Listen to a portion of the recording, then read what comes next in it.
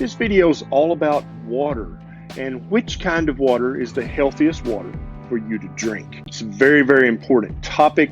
There is a lot of mythology around water, which waters you should and should not drink and why. And I want to dive deep into this subject, and so let's talk about this. Now, I'll tell you right up front, my personal recommendations are also the water that I drink. Now, let's talk about some of the myths around really distilled water and reverse osmosis water. Now, distilled water, it's hard to talk bad about that because it's rain. Rain is distilled water.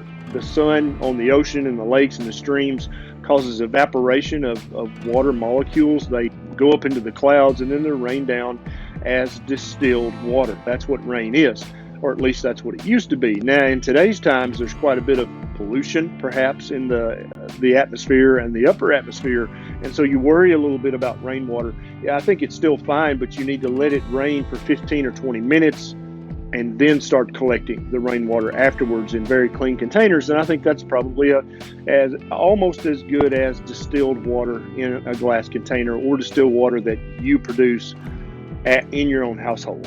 And so one of the big myths is that distilled water or reverse osmosis water, since they don't have anything in them, including minerals, will leach the minerals out of your body. And it's just not true.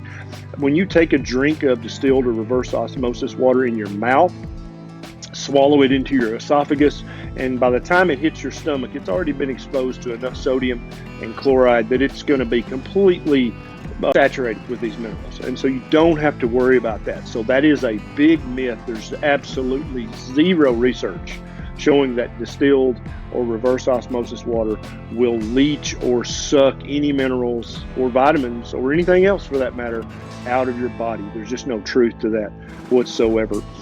And so the truth, it is true that there are no minerals in reverse osmosis or distilled water. That's absolutely true.